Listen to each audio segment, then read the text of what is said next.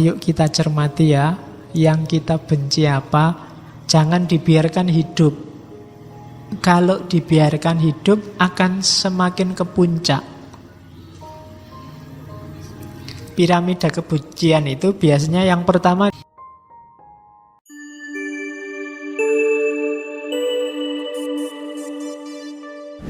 Assalamualaikum warahmatullahi wabarakatuh.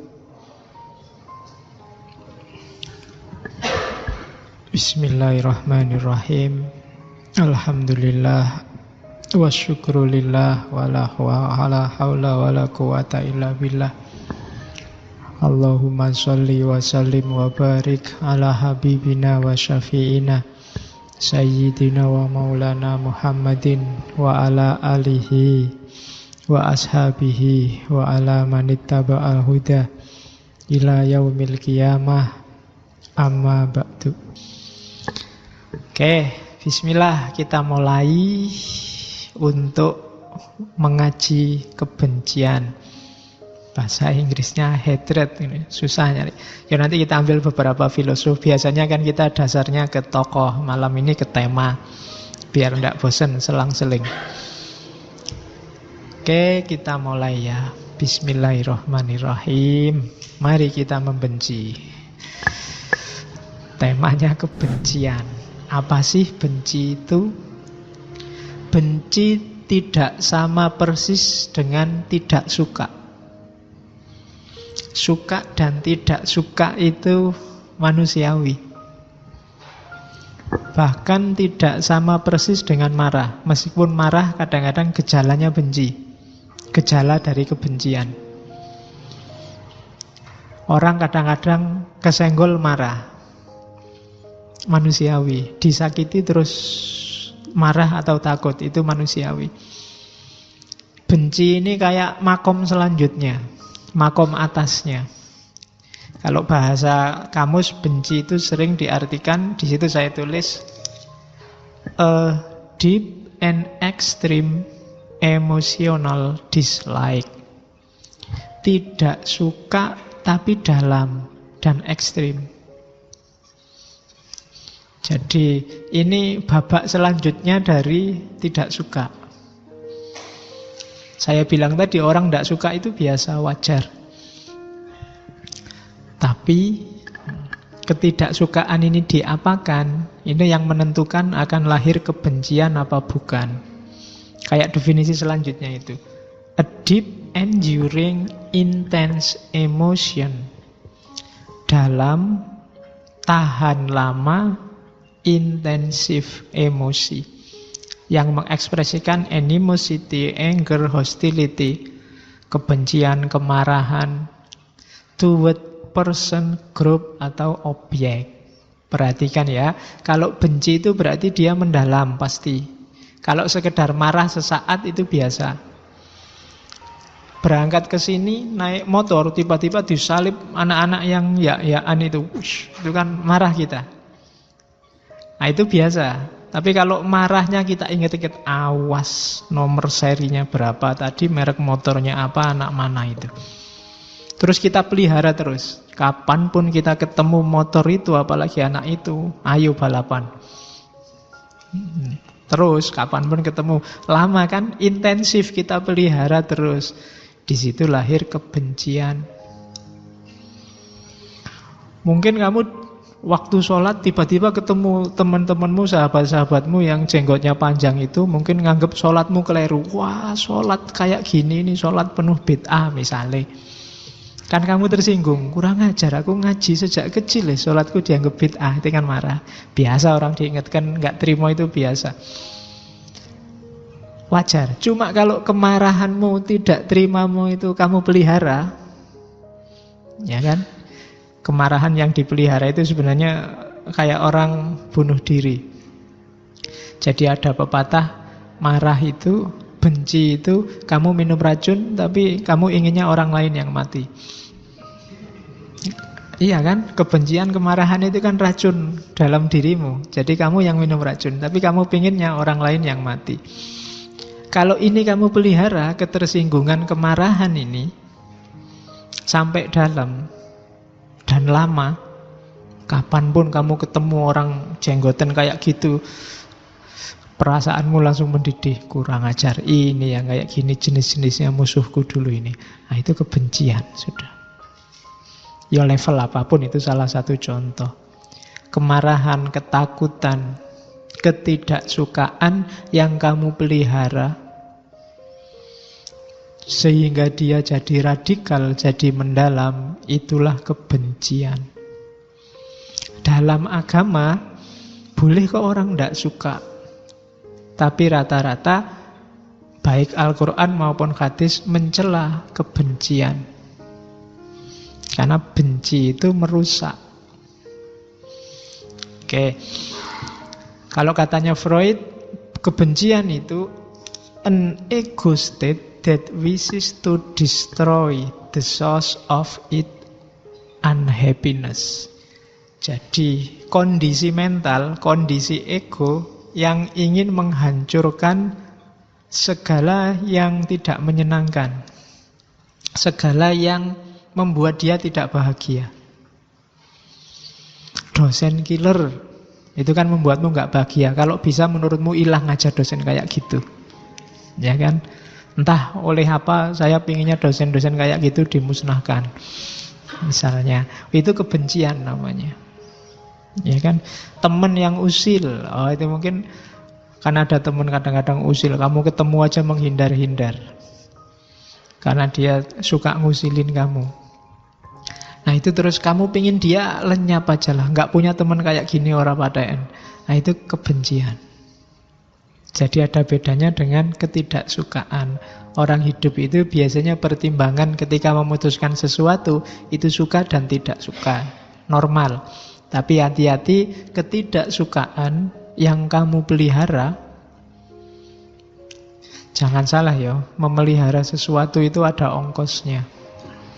Kalau kamu memelihara rasa marah, memelihara dendam, memelihara ketidaksukaan, ya nanti ongkosnya jiwamu sendiri, mentalmu sendiri. Hati-hati. Saya bilang tadi, kamu sedang bunuh diri sebenarnya. Kamu sedang memelihara penyakit dalam dirimu. Oke, jadi deep, enduring, intense, dalam, tahan lama, intensif. Itulah nanti yang melahirkan kebencian. Jadi mulai sekarang ayo kita petani, dipetani lagi. Diri kita, ada ndak sesuatu atau seseorang atau sekelompok orang yang kita pelihara dalam pikiran kita, dalam batin kita, untuk kita kutuk terus-menerus atau kita harapkan kehancurannya terus-menerus. Itulah kebencian. Terus, nah nanti ada teori namanya ideologi kebencian. Kebencian itu nanti lama-lama akan mengkristal jadi ideologi hidup kita. Ideologi itu seperangkat perspektif, seperangkat pandangan dan aturan, termasuk juknis, apa yang boleh dilakukan dan apa yang tidak boleh dilakukan. Ada buku yang saya ambil, carilah di internet, ada yang bisa di-download gratis, Nisa Yanai, The Ideology of Hatred. Katanya Nisa Yanai, hari ini itu hasil cermatannya dia, semua konflik, hampir semua konflik itu sumbernya cuma satu, kebencian. Kalau dulu lebih variatif. Dulu itu ada konflik karena membebaskan diri dari penjajahan, konflik ingin merdeka, konflik apalagi ingin meraih kekuasaan. Tapi hari ini sebabnya seragam, meskipun variabelnya macam-macam. Sebabnya apa? Kebencian. Kamu carilah cerita konflik apapun di media hari ini, sumbernya satu, kebencian. Termasuk di Indonesia. Kamu sebut aja hari ini ada konflik apa wis? KPK melawan DPR, ada konflik lama yang masih hidup, pro Ahok, anti Ahok, ada 212 melawan lupa itu ya. Itu kan awalnya kebencian demi kebencian. Visinya cuma satu, menganggap yang lain jelek, salah, dan harus dihancurkan. Itu kebencian. Dan itu sebab hampir semua konflik hari ini. Simbolnya adalah, kalau menurut buku itu, simbolnya adalah peristiwa 9/11. Itu simbol paling jelas hasil dari yang namanya kebencian. Tidak ada hubungannya dengan penaklukan negara, tidak ada hubungannya dengan pembebasan dari penjajahan, tidak ada. Oke, di buku itu ya. Terus di buku itu juga dibagi dua jenis kebencian. Yang pertama, kebencian dari orang yang ditindas pada yang menindas. Yang kedua, kebencian dari orang yang menindas pada yang ditindas. Kalau orang ditindas terus benci pada yang menindas, itu biasa, masuk akal. Tapi ada juga orang yang menindas justru yang penuh kebencian pada yang ditindas. Kalau di buku itu disebut, untuk jenis kebencian yang kedua dibutuhkan ideologi yang kuat, yang isinya menegaskan bahwa yang menindas yang benar dan yang ditindaslah yang salah, jelek, dan harus dimusnahkan. Jadi yang pertama urusannya masuk akal. Karena dia ditindas, maka dia benci yang menindas. Itu kan masuk akal. Kalau yang kedua sudah menindas, benci lagi. Itu butuh ideologi kalau ini. Biasanya kelompok dominan membenci yang minoritas. Dasarnya ideologinya. Kita adalah kelompok yang lurus, mereka yang sesat, harus dimusnahkan. Ini kebencian ini terus hidup terus. Itu dari yang menindas ternyata bisa juga membenci yang ditindas. Kalau di banyak ayat dalam Al-Quran, kebanyakan kita disuruh memihak mustad'afin, orang yang ditindas. Tapi dua-duanya ini sebenarnya harus ditolong. Makanya kalau ada hadis Nabi yang bilang unsur akhoka zoliman au madhluman, dia yang sedang zolim atau sedang dizolimi harus kita tolong. Dua-duanya sedang tenggelam dalam kebencian. Orang menzolimi itu kan pasti juga penuh kebencian. Yang dizolimi juga lahir kebencian pada yang menzolimi. Dua-duanya harus kita selamatkan. Oke. Di buku itu ditawarkan solusi untuk menghindari kebencian. Kuncinya satu, persahabatan. Akrabilah yang kamu benci. Kita sama sahabat itu kan gitu. Kadang salah, kadang kita mangkel, kadang kita tersinggung. Tapi kan terus balik lagi. Kalau sahabat. Tapi kalau bukan sahabat kan bisa tawuran terus. Atau putus persahabatan kita. Itu alamat lama sembuhnya. Tapi katanya buku itu ada solusi enak. Perluas persahabatan. Yang selama ini kita maki-maki di medsos, di Facebook, di WA, berani gak kita rangkul dia untuk jadi sahabat? Kalau sahabat itu kan enak. Saling memaklumi, saling memaafkan, saling tidak menyebut jasa, tidak butuh ucapan terima kasih, dan seterusnya. Nanti kita lihat detailnya ya. Jadi kebencian itu kadang-kadang mengkristal jadi ideologi. Ideologi kebencian. Terus kebencian itu dasarnya biasanya dua. Kalau kita punya dua ciri ini, berarti kita pembenci. Yang pertama apa? Devaluation of the victim. Kita menilai sangat rendah pada yang kita benci. Bahkan kadang kita seandainya manusia, kita tidak nganggap dia manusia lagi. Begitu ketemu orang yang kita benci, status manusianya hilang. Yang ada hanya kebencian kita padanya, atau yang membuat kita benci. Begitu kita ketemu copet, itu kan langsung saat itu juga dia statusnya sebagai manusia gugur. Yang ada copetnya, maka kita pukuli sampai bonyok. Begitu kita dengar nama siapa hari ini favorit dibenci, Fahri Hamzah, apa nih, Fadlizon, apa nih, itu kan favoritmu, kamu benci. Kamu lupa bahwa dia juga manusia, dia juga punya istri, dia juga punya anak, dia juga manusia. Tapi status manusianya kamu reduksi, hilang. Pokoknya dia orang yang kurang ajar, mulutnya nggak bisa dijaga, kalau ada depanku tak pukuli dia. Devaluation of the victim.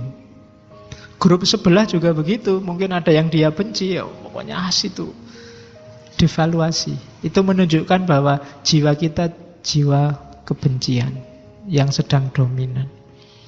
Ya boleh kamu tidak setuju sama gagasannya Fahri Hamzah, ocehannya Fadlizon, dan seterusnya. Tidak ada salahnya, memang beda pendapat itu wajar. Tapi jangan devaluation. Kamu nggak setuju perilaku nyopet, iya, bahkan harus tidak setuju kalau kamu memang pikirannya masih jernih. Tapi caramu memperlakukan pencopet itu menunjukkan ada kebencian atau tidak. Devaluation. Oke. Nah, orang itu kan hidupnya multi, tidak cuma satu dimensi. Biasanya kalau sudah kita benci, hanya kita lihat satu dimensi itu saja. Kalau ada orang jahat, kita hanya lihat perbuatan jahatnya dan kita sebut dia secara total sebagai penjahat. Padahal selain kejahatannya, dia juga punya sisi-sisi kehidupan yang lain. Itu yang disebut devaluation of the victim. Loh, apa terus kita setuju copet? Enggak. Apa terus kita harus setuju saja ucapan yang tidak karu-karuan dari beberapa anggota DPR? Enggak. Tapi letakkan kejahatan itu sesuai porsi dan proporsinya. Bahkan tidak harus kita bawa kemana-mana dalam hati kita, dalam pikiran kita. Kebencian itu kan kita bawa kemana-mana tiap hari, di pikiran kita, di hati kita. Kemarin waktu rame-ramenya anti Ahok dan pro Ahok, kita lihat siapa saja yang bunyi kan itu. Ini anti Ahok apa pro Ahok ini? Ini ikut grup A apa grup B? Ini begitu kenalan mahasiswa baru, ini anak ini NU apa Muhammadiyah ya kira-kira. Pertanyaan pertama kan itu. Nanti sebentar lagi semester sudah jalan, ini HMI apa PMI anak ini ya. Ini mesti melayune runo. Terus ketika beda, kita bawa status itu, kita ingat-ingat kemana-mana bahwa dia beda sama aku. Kadang-kadang kita lakukan devaluasi. Itulah kebencian. Yang kedua, ideologi of the hater. Kayak tadi ya, ada reasoningnya. Reasoningnya itu apa? Ideologi itu tadi. Kenapa sih kalau dia NU atau kenapa sih kalau dia Muhammadiyah? Terus kamu jawab, lu kan yang benar itu gini loh Pak, bla bla bla bla, dan seterusnya. Itu ideologi of the hater. Jadi devaluation of the victim dan the ideology of the hater itu dua variabelnya. Di situ lahir kebencian. Indikatornya apa? Biasanya kalau kita benci sesuatu, simpatinya hilang, apalagi empatinya. Empati itu turut merasakan. Empati bisa dilakukan oleh yang sama-sama ngalami. Kalau simpati tidak harus. Simpati bukan temennya Mentari atau XL ya. Jadi simpati itu misalnya kamu orang pinter, IP-mu bagus, tiap mata kuliah dapat A. Jadi kamu nggak ngerti rasanya dapat E. Terus temenmu dapat E, Kamu, wah aku turut simpati, aku turut sedih atas kamu dapat E. Itu sedihnya kurang mantap karena dia tidak ngerti sakitnya dapat E. Itu namanya simpati. Kalau empati itu kamu, kalau bahasa filsafatnya kamu bisa transposisi. Transposisi itu memposisikan dirimu di posisinya dia. Itu akan lebih mantap kalau kamu pernah ngalami langsung. Aku turut sedih kamu dapat E. Dulu saya juga begitu. Nah, itu empati, bisa empati. Kalau simpati biasanya belum ngalami, tapi bisa juga. Cuma kurang dalam biasanya orang. Jadi itu bedanya. Nah, ketika orang benci, dua-duanya tidak akan bisa dilakukan. Orang yang kamu benci itu misalnya anaknya sakit atau habis cerai sama istrinya, kamu malah seneng. Rasa kualat ya kuwi. Kamu mesti gitu. Kapan neh? Sudah tak bilangi jangan gitu. Sekarang susah toh. Nah itu tidak bisa simpati, tidak bisa empati. Berarti dalam hatimu ada kebencian. Kalau ada orang lain susah, kamu seneng. Kalau yang kamu benci seneng, kamu susah. Nah, itu berarti kamu benci. Dia hidup dalam batinmu, dalam pikiranmu. Padahal bisa jadi yang kamu benci itu tidak ngerti sama sekali. Kamu capek-capek benci, dia tidak kenal kamu, siapa kamu, orang mana, hubunganmu apa, nggak tahu dia. Tapi kamu tiap hari mikir terus terhadap dia. Makanya bagi banyak orang, benci itu bukan lawannya cinta. Bahkan ciri-cirinya sama. Orang jatuh cinta dan orang benci itu sama-sama tidak bisa tidur mikir dia. Iya, sama-sama yang satu sambil marah-marah, yang satu sambil kangen. Tapi mikir terus tentang dia. Jadi indikatornya sama. Siapa yang tiap hari bunyi di kepalamu, itu kalau tidak orang yang kamu cintai, biasanya orang yang kamu benci. Oke, dasarnya kebencian itu. Terus, biasanya yang memicu kebencian itu adalah automatic thought. Automatic thought itu respon nalar yang otomatis. Jadi, kenapa automatic thought? Karena orang yang bisa berpikir dalam, melakukan refleksi panjang, muhasabah, tafakur, itu biasanya susah membenci. Karena dia akan ketemu banyak sekali variabel yang jadi alasan untuk tidak harus membenci orang. Tapi biasanya otomatis. Begitu lihat orang pakai tato, langsung preman ini, harus dijauhi. Itu otomatis. Begitu lihat orang punya jenggot, hati-hati, jangan-jangan di tasnya ada. Itu automatic thought. Begitu lihat orang pakai cadar, kamu sudah ilfil duluan. Pakai cadar ini, hati-hati urusannya, kan gitu. Itu automatic thought. Cara berpikir kita, cara kita menginterpretasi realitas sesuai dengan kepercayaan, prakonsepsi, asumsi-asumsi yang sudah kita hidupkan setiap hari di kepala kita. Kita tidak berpikir mendalam. Kita nggak membayangkan begitu lihat jenggot terus kita anggap radikal. Kita nggak nyampe kalau dipikir dalam, kan iya ya. Siapa sih yang bilang jenggot itu cirinya radikal misalnya? Wong yo filosof yo banyak yang jenggoten. Karl Marx aja jenggotnya panjang itu. Dan dia kan nggak mungkin radikal, nggak mungkin masuk Karl Marx salafi, kan enggak. Jadi, itu kan kalau mikir panjang kan nanti ke situ. Kok aku marah-marah sama orang pakai tato? Tato itu macam-macam. Ada yang cuma untuk gaya, cuma ditempel aja, nanti di rumah ya dihapus pakai tangan aja hilang. Mungkin dia cuma pakai gaya waktu keluar itu aja. Ada yang nyenian macam-macam. Tapi kita tiba-tiba marah terus nganggepnya preman. Automatic thought. Ada orang mepet-mepet di kereta apa di bis, mesti jangan-jangan copet ini. Kan? Kamu pikiranmu mesti ke situ. Jadi ini yang tadi saya bilang, ketidaksukaan lahir dari automatic thought. Dan itu terus kita pelihara. Dari situ lahir kebencian. Oke. Terus, jadi sumbernya cara kita menangkap realitas, menginterpretasi realitas yang didasarkan kepercayaan, keyakinan, prakonsepsi kita yang sudah hidup di kepala. Begitu sholat, imamnya kok ora kunut, mesti Muhammadiyah. Kamu kan gitu. Padahal ya kadang-kadang NU juga nggak kunut, ya ben cepet, kadang ya lali.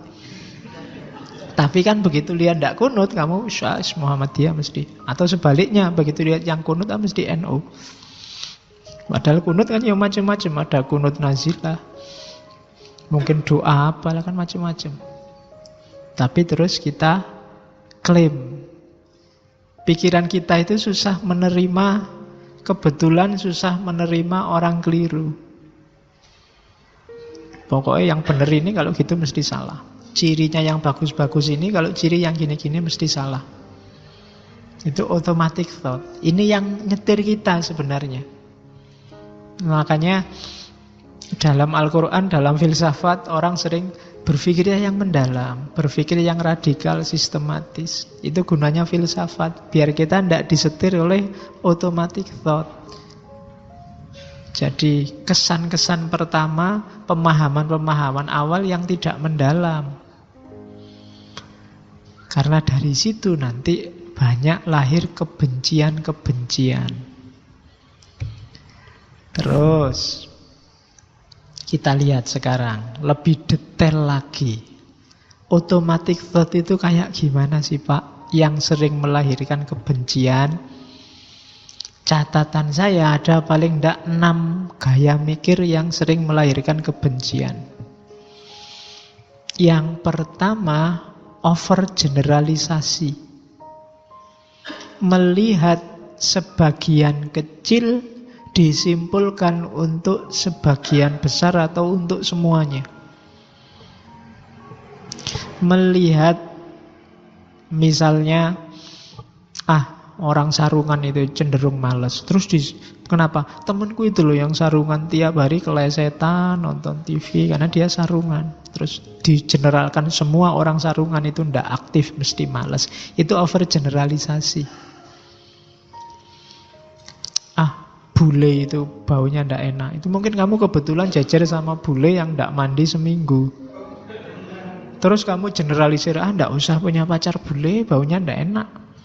Overgeneralisasi. Santri itu deso-deso. Nah itu mungkin karena hanya lihat 1-2 santri. Mungkin kalau lihat banyak santri ya kesimpulannya nggak deso lagi. Ya mungkin sangat deso. Itu kan namanya overgeneralisasi. Jadi dari bagian kecil disimpulkan semuanya. Yang kedua, read the thought.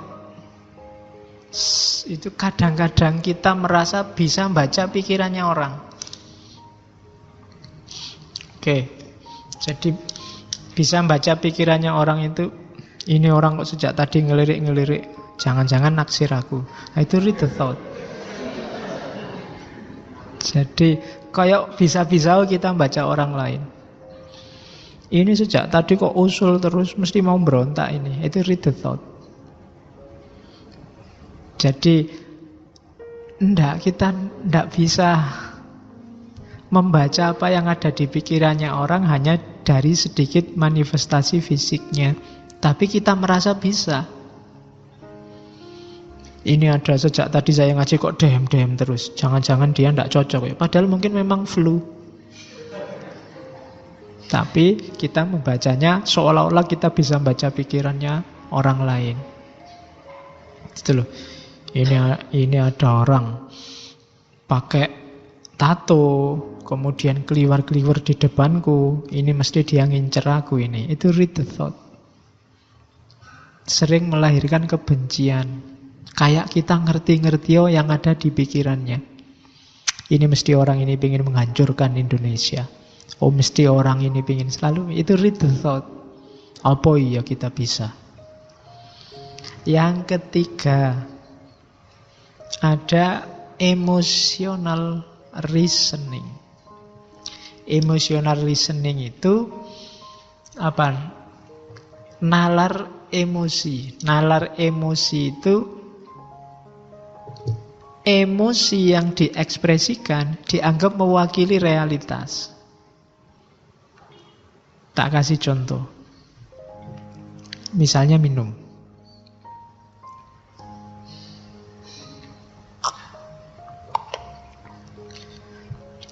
Terus saya bilang, kok nggak enak gini tehnya ya. Loh, contoh-contoh, jangan kok tak mire sedih. Iya, nanti tak mire gelo istigawe kayak kok ra enak. Terus kita, alah kok ndak enak gitu ya. Loh, emosiku ini, terus kamu pahami berarti tehnya memang ndak enak. Padahal itu lah cuma kesanku saja. Bisa jadi kesanmu beda. Itu emotional reasoning namanya. Jadi menganggap anggapan emosional seseorang, tanggapan emosional, itulah kenyataannya. Kamu belajar filsafat, terus pusing, alah Pak, pening aku Pak, membingungkan filsafat itu. Lah itulah kamu, kalau saya kan enggak. Loh iya kan? Tapi terus banyak orang anggap filsafat itu membingungkan. Jadi tanggapan emosional 1-2 orang dianggap itulah realitasnya. Jadi emotional reasoning namanya. Ini juga sering memicu lahirnya persepsi kebencian. Terus ada lagi namanya customization. Ini sama. Menganggap yang kecil jadi sebab. Peristiwa itu kan sebabnya banyak biasanya, tapi kita nganggap satu sebab inilah yang jadi sebabnya. Itu customization. Misalnya ada orang menganggap bahwa peradaban ilmiah Islam itu jatuh karena kritiknya Ghazali pada filsafat. Padahal kalau kita mau jeli, tidak mungkin lah hanya gara-gara 1-2 kitab peradaban ilmiah Islam sepertiga dunia ini bisa jatuh. Pasti banyak variabel yang lain. Mungkin umat Islamnya sendiri juga jadi lemah, mungkin karena kekuasaan politiknya juga ambruk, mungkin umat Islam sedang dijajah di mana-mana. Variabelnya banyak. Cuma orang cenderung kemudian melihat satu variabel saja, yaitu tulisan Ghazali. Itu namanya customization. Melihat satu sebab dari sebenarnya banyak sekali sebab dari satu peristiwa. Lahirnya terorisme itu mungkin sebenarnya sebabnya tidak tunggal. Jadi kalau mau diberantas, tidak bisa dilihat satu sisi, pokoknya orang yang jadi teroris harus dibunuhi semua. Mungkin perlu melipir, jangan-jangan sebabnya banyak. Jangan-jangan yang berangkat ke Suriah kemarin motifnya tidak melulu karena dia termakan ideologi ISIS.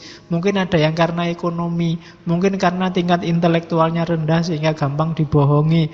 Mungkin ada yang karena terpaksa ikut suaminya, mungkin ada macam-macam sebabnya. Biar tidak customization, analisisnya harus lebih holistik. Gitu. Oke, jadi itu contoh. Gagasan customization ini sering menyederhanakan persoalan, kemudian melahirkan kebencian. Terus ada lagi, mirip kayak sebelumnya, namanya maximization atau minimization. Membesar-besarkan hal kecil atau mengecil-ngecilkan hal besar. Ini sering kita lakukan. Jadi menganggap yang tidak penting terus kita anggap penting. Atau yang sebenarnya sangat penting kita anggap tidak penting. Apa sih pentingnya kostum, pentingnya baju misalnya? Kok kemarin ada viral gegeran tentang mana lebih utama, batik atau jubah. Terus kita tawuran berhari-hari itu kan gara-gara bahas batik atau jubah. Itu mungkin maximization. Atau jangan-jangan kita sering juga minimization. Ini penting loh, tapi terus bagi kita tidak penting makanya terus tidak viral. Kita harus jeli. Cara berpikir ini juga sering melahirkan kebencian. Ada juga yang catastrophic thinking. Biasanya orang yang gampang panik. Catastrophic thinking itu orang yang sebenarnya itu sepele sekali, tapi bagi dia luar biasa. Orang yang katastrofik itu biasanya hal-hal kecil membuat dia panik luar biasa. Misalnya, kalau di situ tak kasih contoh, ibu-ibu itu sekarang sedang fobia kena kanker, kena apa gitu kan. Mungkin ada yang ngecek meraba dadanya, loh kok ada benjolan ini? Belum periksa, belum apa. Waduh, jangan-jangan kena kanker aku. Waduh, kena kanker berarti sebentar lagi mati aku. Waduh, tiap hari terus. Jadi sudah stres kayak orang mau mati. Itu catastrophic thinking. Tiba-tiba mungkin ya, ada santri ngaji, tiba-tiba pakai cadar. Belum ada yang ini. Misalnya, mungkin karena pilek atau apa terus pakai cadar. Kamu yang agak fobia dengan itu dulu, kok ada yang pakai cadar? Wah, ini sudah disusupi garis keras ini. Wah, terus kamu gelisah luar biasa, tidak kerasan ngaji. Ini harus sudah mulai dibubarkan ngaji ini, sudah jadi radikal ini ngaji ini. Cuma gara-gara lihat satu teman putri yang pilek terus pakai cadar. Padahal dia cuma pilek biasa, misalnya. Itu catastrophic thinking. Gampang panik. Tiba-tiba ada temanmu kos, ada kamar kosong sebelah, tiba-tiba yang nyewa kos-kosan itu orangnya jenggotnya panjang, pakai jubah. Oh, kamu panik mikir tidak karu-karuan. Jangan-jangan ini sebentar lagi ngerakit bom, terus kos-kosanku dibom misalnya. Itu catastrophic thinking. Gampang panik. Gitu loh. Pikirannya panjang. Ada temennya satu wisuda, waduh jangan, kok aku belum ya, wah kalau nanti jangan-jangan aku tinggal sendiri nggak lulus-lulus, waduh nanti kuliahnya ikut sama adik kelas, waduh udah pikiran nih, sumpah karepe dhewe. Itu catastrophic thinking. Ini juga sering melahirkan persepsi kebencian. Jadi hati-hati dengan 6 gaya mikir ini. Overgeneralisasi, read the thought, merasa bisa membaca pikirannya orang padahal ya bukan peramal, ya kan? Emotional reasoning, tanggapan subjektif dianggap mewakili realitas. Itu emotional reasoning. Customization, satu sebab dianggap mewakili semua sebab. Maximization atau minimization, hal penting yang dianggap tidak penting, atau sebaliknya hal tidak penting yang dibesar-besarkan dianggap penting. Dan yang terakhir, catastrophic thinking. Untuk menghindari ini tetap solusinya berpikir hati-hati, sistematis dan dalam, biar tidak gampang ketipu, tidak kesusu komentar kalau ada yang masih belum jelas benar. Dicermati dulu duduk persoalannya.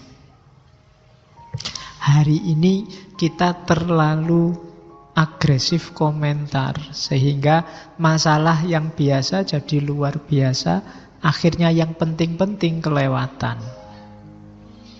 Umatnya nggak tambah cerdas, tambah pinter debat, ilmunya nggak tambah, kemampuan gegerannya yang tambah. Argumen sana dibawa ke sini, sini dibawa ke situ terus. Maka hati-hati dengan ini. Overgeneralisasi, read the thought, emotional reasoning, customization, maximization, minimization, dan catastrophic thinking.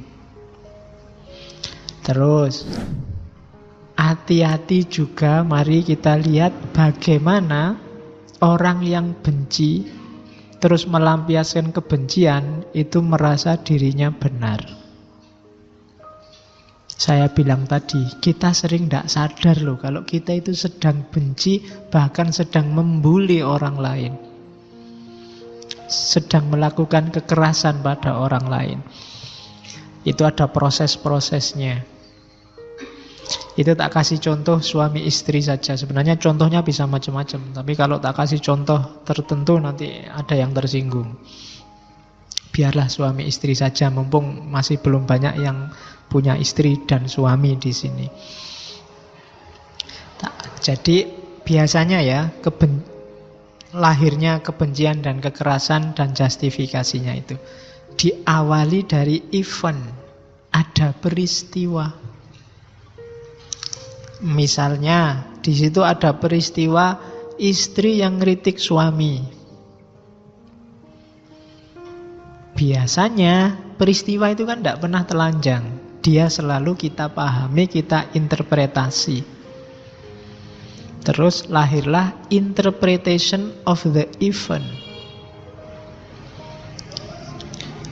Ketika istrinya ngeritik, suaminya merasa di matanya berarti aku ini tidak ada harganya. Jatuh harga dirinya. Kayak kamu dikritik temenmu, atau dikritik dosen pembimbingmu, terus wah dunia runtuh ini. Interpretation of event. Kamu interpretasi sendiri secara negatif. Biasanya terus setelah interpretasi yang negatif itu lahirlah stres, hurt, ya kan, merasa tersakiti. Sakitnya di sini itu Pak, itu stres berarti. Jadi merasa lemah, wah aku ini berarti tidak ada harganya sekarang aku. Kurang ajar, aku direndahkan. Nah, terus setelah itu ada secondary interpretation, tafsir selanjutnya terhadap apa? Terhadap stresnya itu. Berarti aku ini korban, malang sekali aku ini. Kasihan ya aku ini. Itu secondary interpretation.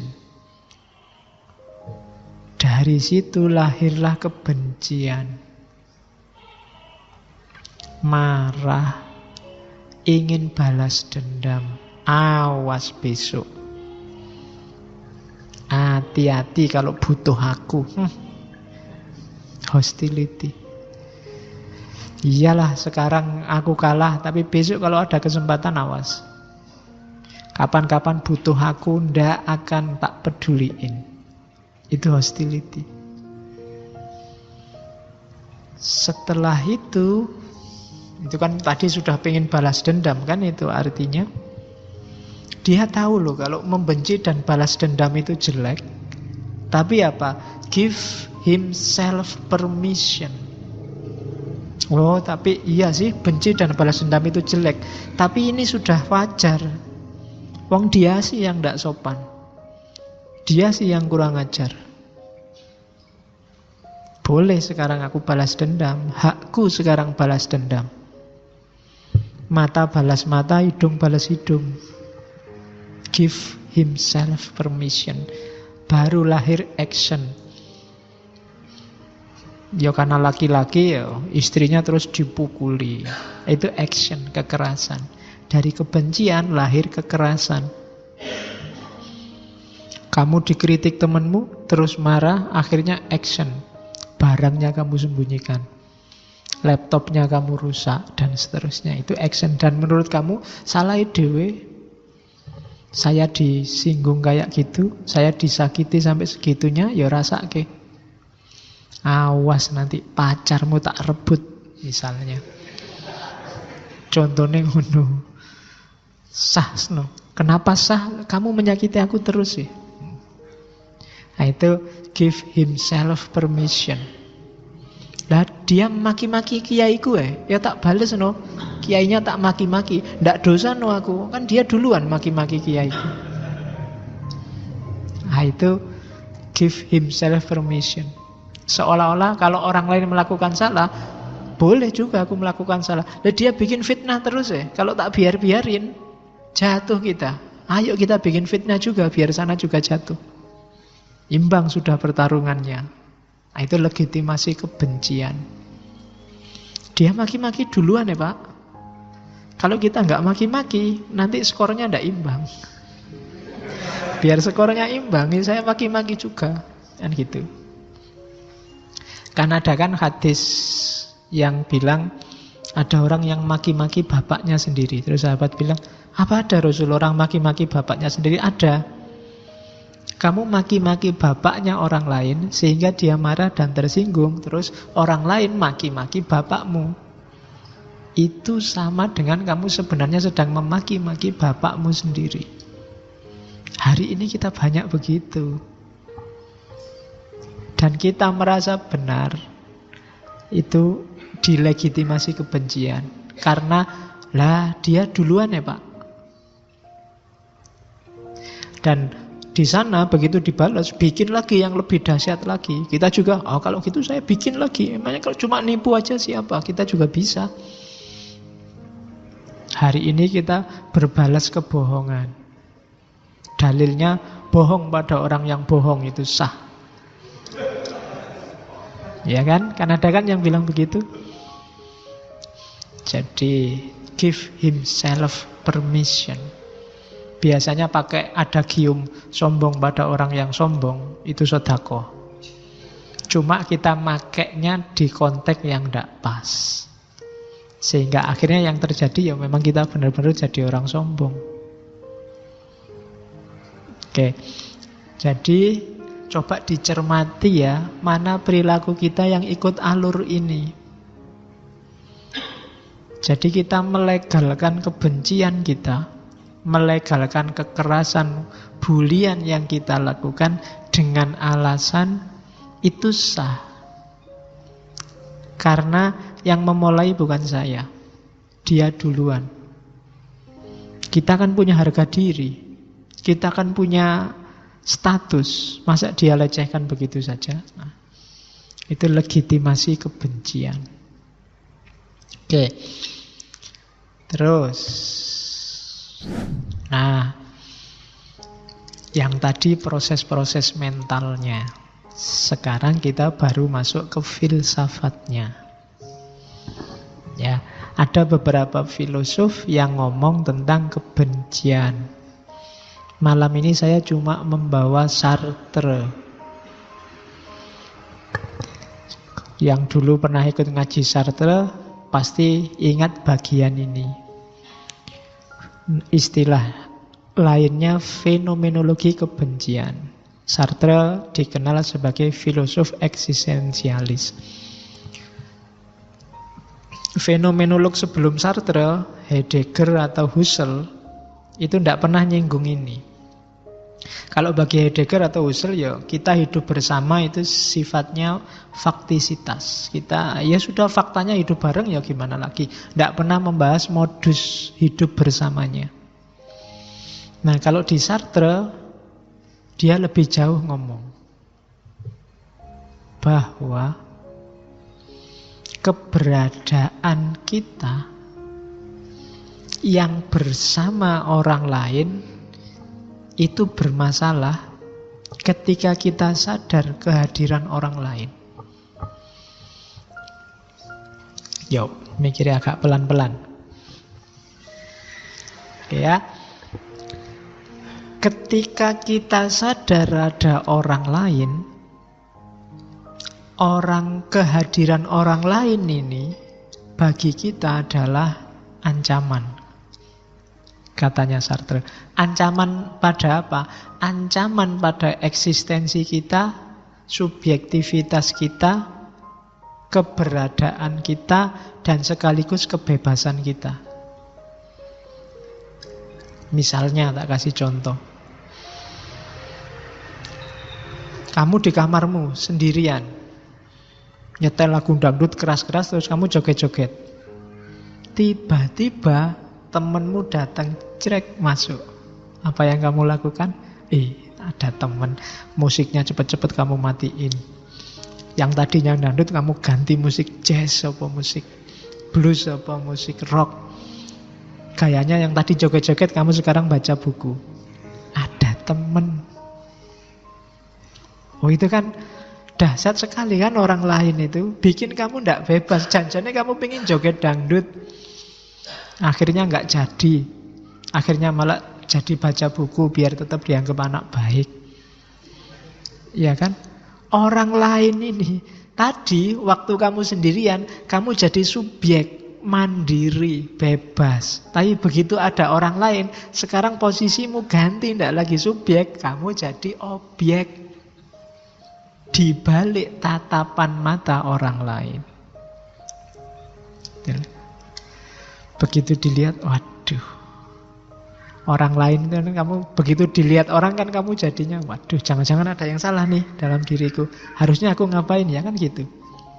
Dulu waktu ngajinya cowok-cowok mungkin pakai bajunya sakarepmu dhewe, nyari baju jelek, kaos oblong juga ndak apa-apa, santai aja. Begitu banyak putrinya kamu kan berubah sekarang. Ayo, rada dandan saiki pakai minyak wangi dikit-dikit ndak apa-apa. Nah, itu kan orang lain mengancam jati dirimu artinya. Kehadiran orang lain membuatmu dari subjek sekarang jadi objek. Kamu tidak bisa bebas lagi sekarang. Kamu disetir oleh subjek. Posisimu nggak lebih kayak barang, katanya Sartre. Dari bebas, kamu sekarang jadi terikat. Tidak bebas, wis. Kalau di kamar kamu nggak pakai baju, cuma sarungan aja. Kadang-kadang pakai celana pendek, udelnya kelihatan, santai aja. Tidak mandi 3 hari, bau juga tidak masalah. Tapi begitu ada orang, kamu nggak bebas begitu kan. Kamu harus, wah ini harus mandi sama temen nih. Pakai baju ya ditutup dikit, kasihan dia. Melihat sosokku yang kayak gini, jangan-jangan dia tersiksa. Jadi, kamu sudah mulai jadi objek dari tatapan matanya dia. Makanya istilahnya look of hatred. Jadi pandangan kebencian. Kenapa pandangan kebencian? Gara-gara pandangan itu kamu jadi nggak bebas. Yang paling kamu benci, akhirnya kamu dari subjek jadi objek sekarang. Dari manusia yang bebas jadi terikat. Kamu tadi janjinya kamu tidak terkontaminasi kebencian macam-macam. Gara-gara ada orang lain itu loh. Sekarang ada model benci, ada model sayang. Makanya ada gium sangat terkenal dari Sartre, orang lain adalah neraka. Ya kan, sumpek aku kalau ada orang lain itu. Aku sendiri bebas. Ada orang lain ngomong aja diatur sekarang. Padahal kalau nggak ada kan iso bebas. Kalau nggak ada orang lain, kamu surfing macam-macam di internet bebas. Begitu ada orang lain, aduh. Dari situs-situs itu sekarang ganti situs Al-Quran dan terjemahnya. Karena ada orang lain yang lihat. Oke, jadi kurang ajar orang lain itu kan gitu akhirnya. Look of hatred. Gara-gara dilihat orang lain. Dari subjek sekarang aku jadi objek. Nah, kelanjutannya terus bagaimana? Satu-satunya jalan biar aku tidak jadi objek, ayo bertarung. Subjek dengan subjek. Nah, kalau aku jadi objekmu, sebaliknya juga sekarang kamu juga bagi objekku. Gitu loh. Temanmu yang datang jadi, dia juga sekarang objekkanlah. Saling mengobjekkan. Jadi pertemuan antar manusia itu pertemuan pertarungan untuk siapa yang jadi objeknya siapa. Saling mengancam, siapa lebih kuat. Gitu. Jadi pertempuran saling mengobjekkan. Daripada aku yang jadi objek, sekarang tak balik. Kamu aja yang jadi objek. Sekarang kamu tak atur gimana caranya biar kamu yang manut sesuai perspektifku. Temanmu datang lihat kamu tadi joget-joget, sekarang kamu nggak jadi joget, kurang ajar. Sekarang gantian kamu yang jadi objek. Kalau ke kamarku sandalnya dilepas. Kalau sekarang kan jadi dia nggak bebas sudah. Kalau ke kamarku tunggu di sana di ruang tamu, jangan masuk dulu. Itu kan pokoknya itu kan pertarungan saling mengobjekkan. Temanmu tadi maunya bebas pakai sandal, nggak bisa bebas sekarang. Kamu yang mengobjekkan dia sekarang. Jadi hidup ini katanya Sartre pertarungan saling mengobjekkan. Ngaji ini siapa subjek, siapa objek. Oh, itu pertarungan sebenarnya, cuma kamu tidak sadar. Siapa yang bebas, siapa yang terikat, siapa yang masing-masing orang mengekspresikan perjuangannya sendiri-sendiri. Meskipun kamu tidak sadar. Dosen sama mahasiswa itu juga pertempuran saling mengobjekkan. Pemerintah sama rakyat itu juga pertarungan saling mengobjekkan. Siapa yang harus manut siapa? DPR sama pemerintah, KPK sama DPR itu saling mengobjekkan. Selalu begitu. Itulah fenomenologi kebencian. Itulah fenomenanya. Kenapa kebencian itu jadi modus dalam kehidupan? Karena ternyata setiap orang itu ancaman bagi eksistensi orang yang lain. Jadi lebih mudah membenci daripada mencintai. Kalau saling mencintai itu bisa nggak Pak? Bisa, tapi itu modus. Cinta itu modus lagi-lagi apa? Untuk saling mengobjekkan. Modus untuk siapa yang menang, siapa yang ngatur, siapa jadi objeknya siapa. Gitu loh. Gara-gara punya pacar, akhirnya kamu hidupnya ada di mata pacarmu. Kamu diobjekkan oleh pacarmu. Entah cara berpakaian, entah menghabiskan waktu malam mingguan, entah itu kan saling mengobjekkan. Katanya kamu cinta, disuruh cukur aja ndak mau. Oh ya deh aku tak cukur. Itu kan saling mengobjekkan. Ya kan? Katanya sayang, masa jemput gitu aja nggak mau. Ya wis tak jemput. Itu kan pertarungan saling mengobjekkan. Katanya cinta, diapeli aja ndak mau, nolak terus, diajak jalan-jalan kok ndak mau. Ya wis resikonya. Itu sebenarnya saling mengobjekkan. Ingin memuaskan ego dan subjektivitas masing-masing. Makanya cinta dan benci itu sebenarnya garisnya tipis. Orang yang bisa membenci itu hanya orang yang mungkin mencintai. Ya kan? Bapak sama anak itu kan kadang-kadang bisa, nggak mungkin kan nggak sayang, tapi kadang-kadang bapaknya juga sebel luar biasa sama anaknya, dikandani ramanut. Itu kan jenis kebencian juga. Sama temen itu kan bisa membenci. Sama pacar akhirnya bisa lahir benci. Oke, kenapa? Karena memang hakikatnya itu pertarungan untuk saling mengobjekkan. Terus, ini namanya piramida kebencian.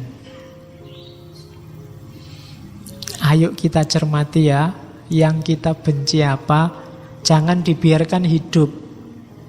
Kalau dibiarkan hidup akan semakin ke puncak. Piramida kebencian itu biasanya yang pertama diawali prejudice attitude. Prejudice attitude itu perilaku yang sebenarnya masih dalam persepsi. Prejudice itu kan anggapan, prasangka, perilaku yang penuh prasangka. Misalnya accepting stereotype, menerima stereotype, menerima apa? Stereotype itu gini loh. Kalau orang Jawa Timur mesti ndeso-ndeso. Kalau orang Madura itu mesti kayak gini, itu stereotype. Kalau orang Sunda itu biasanya begini, itu stereotype. Itu ciri-ciri prejudice attitude. Orang yang percaya dengan stereotype itu biasanya level paling awal dari nanti melahirkan kebencian. Adalah makanya jangan nikah sama orang Sunda. Makanya jangan kawin sama orang Madura. Itu stereotype. Ini bibit-bibit kebencian. Terus ada lagi not challenging, belittling joke. Kadang-kadang cuma guyon, tapi guyonnya merendahkan. Rasis. Not challenging itu tidak bantah. Senang kalau ada guyon-guyon kayak gitu yang melecehkan etnis tertentu, ras tertentu. Itu kita suka. Ini prejudice attitude. Ada bibit-bibit kebencian di situ. Kalau dibiarkan dia akan tumbuh jadi kebencian beneran. Kan banyak itu kan kita sering menertawakan ras lain, grup lain, kelompok lain, bikin joke-joke, not challenging, belittling joke. Kalau kita merasa enjoy dengan itu, bisa menikmati yang semacam itu, hati-hati, ini bibit-bibit kebencian. Ya kamu yang sedang bikin joke bisa ketawa-ketawa, tapi yang dikenai joke itu mungkin bisa tersinggung loh, bisa sakit hati loh. Nah, itu belittling joke. Atau scapegoat. Scapegoat itu mencela atau melecehkan orang karena identitasnya, identitas kelompoknya. Saya tidak suka anak itu karena apa? Dia dari Madura. Saya tidak suka anak itu, dia sekolahnya di Yaman, kelihatannya ada bibit-bibit. Itu namanya scapegoat. Itu bibit kebencian juga. Hati-hati dengan stereotip, joke-joke yang merendahkan, yang rasis, atau scapegoat. Kalau ini tidak kamu hati-hati, dia akan tumbuh jadi act of prejudice. Benar akan lahir prasangka kebencian. Name calling biasanya. Name calling itu cara manggil kita sudah merendahkan. Your name calling itu misalnya kalau orang yang tadi Afrika di Amerika kita panggil negro. Wah, kayak negro itu name calling. Mereka nggak suka dipanggil itu. Jadi hati-hati dengan name calling. Panggilan jelek, sebutan jelek kalau bahasa Arabnya lakob.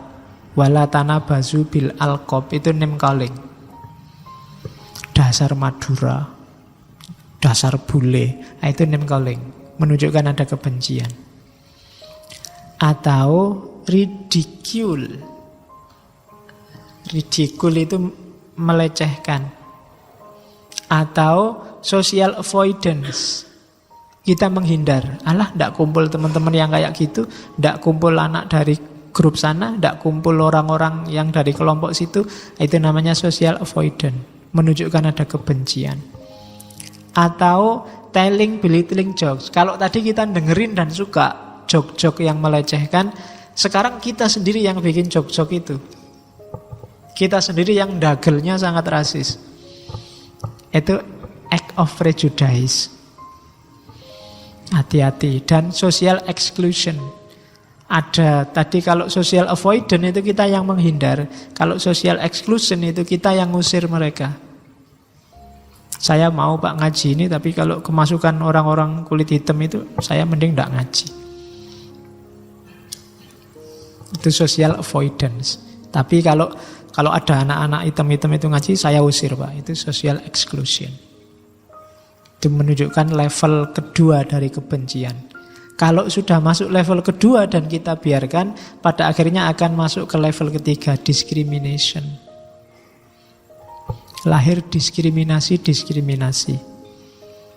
Kalau diskriminasi kita biarkan, pada akhirnya lahir violence, kekerasan. Lewat kata-kata, lewat perbuatan. Kalau ini dibiarkan terus-menerus, pada puncaknya kebencian adalah pemusnahan.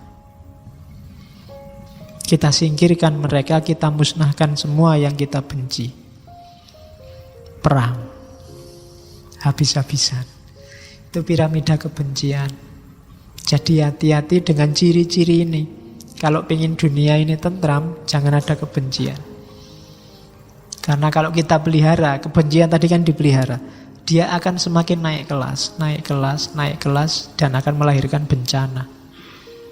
Paling tidak bencana kemanusiaan. Semua kasus hari ini yang ada konotasi genosida, itu awalnya adalah kebencian.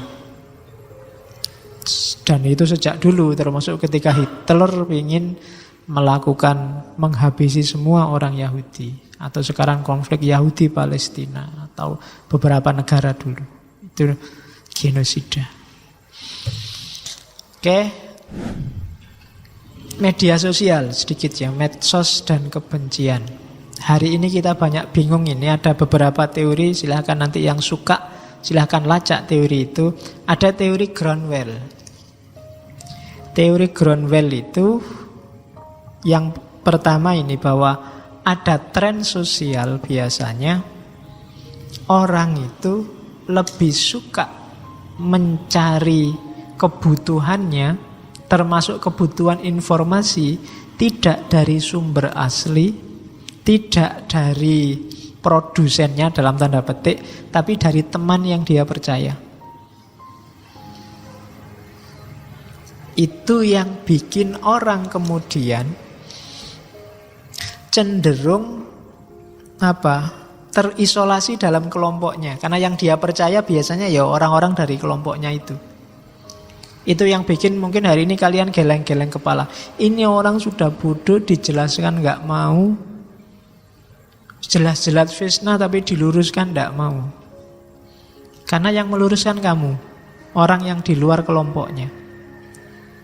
Hari ini orang itu yang dipercaya apa? Orang yang ada dalam kelompoknya. Dari situ nanti lahir istilah namanya cyber ghetto. Ghetto itu kayak semacam pondok, semacam apa? Kalau hari ini ya pondok. Kalau dulu padepokan. Padepokan cyber. Padepokan cyber itu santri-santrinya ya kelompoknya sendiri semua. Sehingga lahir namanya echo chamber. Echo chamber itu ruang gema. Jadi ruang gema itu kayak di masjid ini, kalau saya ngomong itu yang mantul suaraku sendiri. Jadi yang selalu didengarkan itu yang senada, suaranya sendiri. Suaranya orang lain tidak akan bisa masuk. Saling menasehati tidak mungkin, kecuali yang nasihati orang dari kelompoknya sendiri. Itu loh. Makanya ada istilah filter bubble. Dan mental semacam ini dipahami benar oleh mesin pencari di internet, di dunia maya. Itu namanya filter bubble. Akhirnya apa? Google itu sangat ngerti seleramu apa. YouTube itu sangat tahu seleramu apa. Sehingga begitu kamu masuk, kamu akan disuguhi situs-situs, alamat-alamat yang cocok sama seleramu. Kalau nggak percaya coba aja. Bukalah YouTube. Yang biasanya buka web apa, video apa, kamu akan ditawari sekian banyak video senada dengan yang kamu cari sebelumnya. Sama, Kak, Google juga begitu. Kamu biasanya surfing apa? Kamu akan ditawari alamat-alamat situs yang mirip kayak yang biasa kamu surfing, kamu stalking. Itu namanya filter bubble. Akhirnya apa? Orang seolah-olah dengan internet itu wawasannya semakin luas, tapi enggak. Sebenarnya sebaliknya, dia semakin sempit. Ilmunya numpuk, tapi satu style. Ilmunya enggak tambah. Jadi dia selalu dapat justifikasi baru, pembenaran baru atas ideologinya. Karena oleh mesin pencari, dia selalu ditawari yang sama kayak yang dia baca selama ini. Itu namanya filter bubble. Maka kamu jangan heran kalau hari ini situasinya jadi semacam ini. Orang radikal, kalau internetan akan jadi semakin radikal, yang liberal juga akan jadi semakin liberal. Kenapa? Karena ada cyber ghetto, ada echo chamber, dan ada filter bubble. Nah, itu situasi hari ini tuh. Makanya jangan kaget. Kalau sudah ngerti cirinya semacam ini, maka berjuanglah untuk tidak sempit.